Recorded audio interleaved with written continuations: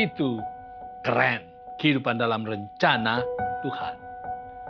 Pada bulan September tahun 2023, kawasan hutan di Gunung Bromo yang terkenal dan indah itu terbakar. Akibatnya hutan seluas 1.241 hektar rusak. Negara rugi senilai 741 miliar lebih. Kenapa hutan itu terbakar?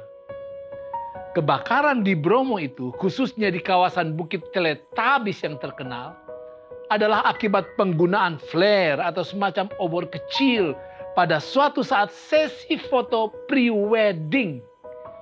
Sebagai konsekuensi, Andri, pengelola pre-wedding itu harus membayar uang miliaran rupiah dan kasihan di penjara selama beberapa tahun. Yang menarik, pembela Andri berkata, klien kami sama sekali tidak ada niatan untuk membakar Bukit Teletabis.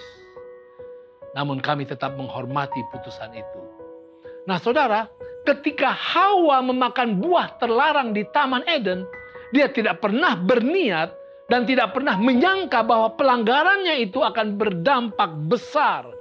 Seluruh umat manusia jatuh ke dalam dosa dan ditindas oleh kejahatan. Kita sering menganggap bahwa dosa kecil kita, pelanggaran sederhana kita, penyimpangan sepele kita tidak akan menjadi masalah besar. Maka kita sering menikmati berbagai pelanggaran dengan rasa aman. Padahal tidak ada penyimpangan yang tidak berdampak besar.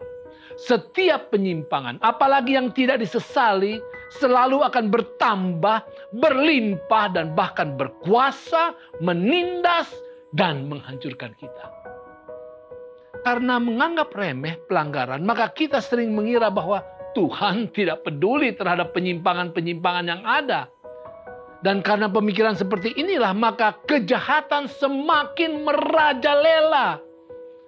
Pemazmur menegaskan bahwa Tuhan tidak akan terus membiarkan penyimpangan-penyimpangan tampil, berkuasa, apalagi menindas. Tuhan akan bangkit. Mazmur 18 mengatakan, maka Tuhan mengguntur di langit, yang maha tinggi memperdengarkan suaranya, dilepaskannya panah-panahnya, sehingga diserahkannya mereka, kilat bertubi-tubi sehingga dikacaukannya mereka. Ayat 28 katakan, karena engkaulah yang menyelamatkan bangsa yang tertindas, tetapi orang yang memandang dengan congkak, kau rendahkan. Saudara, Tuhan adalah pahlawan. Dia adalah pahlawan sorgawi. Dosa akan dituntaskannya. Musnah, selesai.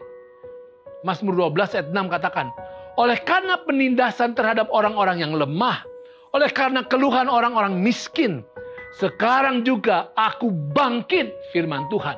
Aku memberi keselamatan kepada orang yang menghauskannya.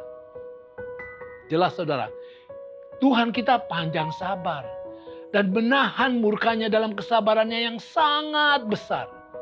Dia tidak menginginkan siapapun binasa, tetapi bertobat dan mengubah jalan mereka.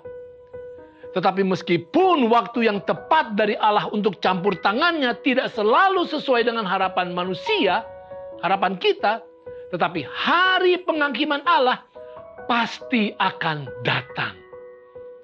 Peristiwa seperti kebakaran hutan di Bromo haruslah menjadi amaran bagi kita untuk tidak melanggar aturan. Jangan melawan kebijakan. Sekecil apapun, khususnya perlawanan terhadap perintah-perintah Tuhan, itu akan berdampak sangat menghancurkan. Bertobatlah, hentikan. Jalankan hidup yang baik dan benar. Maka Anda akan terlindung dari banyak kesusahan yang tidak perlu terjadi bagi kita. Dan jika Anda adalah korban penindasan orang yang menyepelekan hukum Tuhan, sabarlah. Tabahlah dalam kebaikan. Tekunlah dalam kebenaran. Maka Allah, pahlawan surga kita, akan bertindak tepat pada waktunya. Itu keren.